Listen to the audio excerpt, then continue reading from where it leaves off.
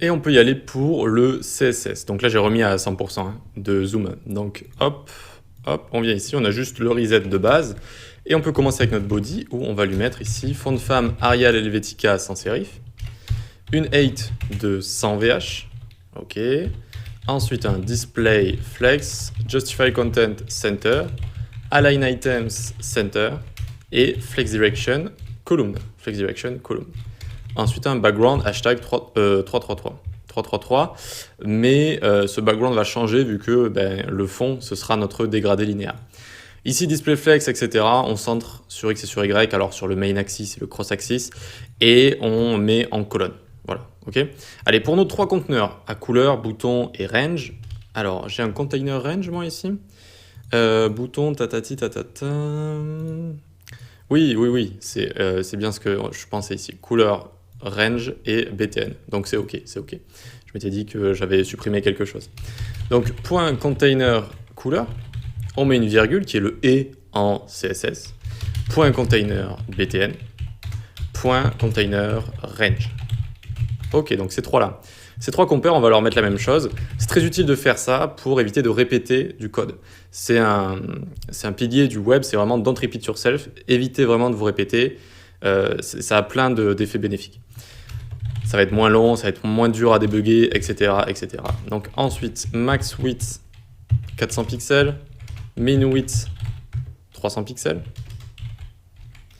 display flex, just center et align items center. Ok, nickel. Ensuite, juste pour container à couleur, on va les mettre les uns au-dessus des autres, donc flex direction, column. Ok.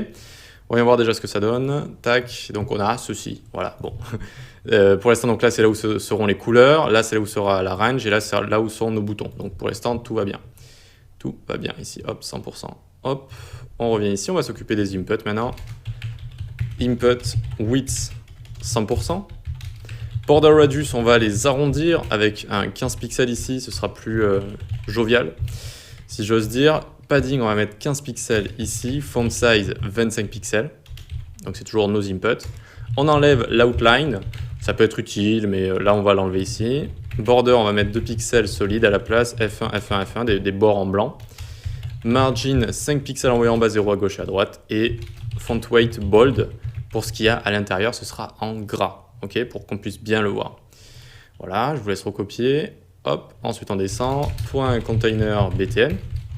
On va faire align items, center, et puis on s'occupe des boutons maintenant. Les boutons, vous savez, ça prend toujours beaucoup de propriétés parce que de base, ils sont assez stylisés, mais pas assez bien stylisés.